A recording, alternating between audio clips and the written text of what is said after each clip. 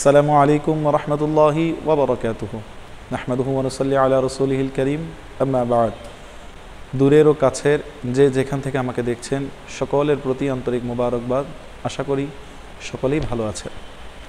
আসছে পবিত্র মাহে রবিউল আউয়াল, প্যারা নবী রসুল আরবি সাল্লাল্লাহু আলাইহি ওয়া আলিহি ওয়াসাল্লামের পবিত্র শুভাগমনের মাস, যার শুভাগমনের ঘোষণা আল্লাহ পাক আলমে আরবার মধ্যেই সমস্ত আম্বিয়া আলাইহিস সালাতু ওয়াস সালামের রূহ মোবারকগুলোকে আহ্বান করে আল্লাহ মিসাকের অনুষ্ঠান করে আল্লাহ সেই জায়গায় তার শুভাগমনের ঘোষণা আল্লাহ দিয়ে দিয়েছেন। আমরা পবিত্র কোরআন মাজিদের মধ্যে দেখতে পাই, সূরা আলে ইমরানে আল্লাহ পাক রব্বুল আলামিন সেই কথাটি তুলে ধরেছেন।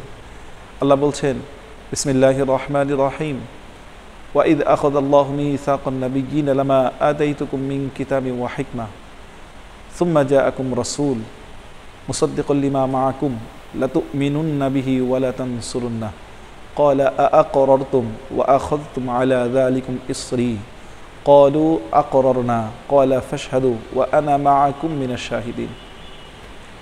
এছাড়াও পূর্ববর্তী আসমানি কিতাবগুলোতে নবীজি সাল্লাল্লাহু আলাইহি ওয়া আলিহি ওয়াসাল্লামের শুভাগমনের ঘোষণা আল্লাহ দিয়েছেন এবং বর্ণনা করেছেন, যা আমরা সূরা আরাফের 157 নম্বর আয়াতে দেখতে পাই, ইয়াজিদুনাহু মাকতুবান ইনদাহুম ফিত তাওরাতি ওয়াল ইনজিল।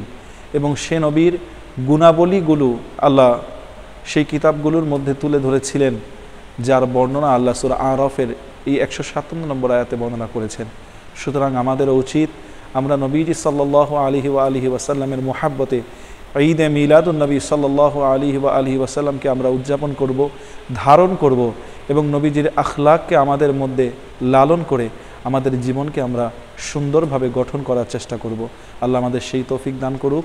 ও আখিরু দাওয়ানা আনিল হামদুলিল্লাহি রাব্বিল আলামিন।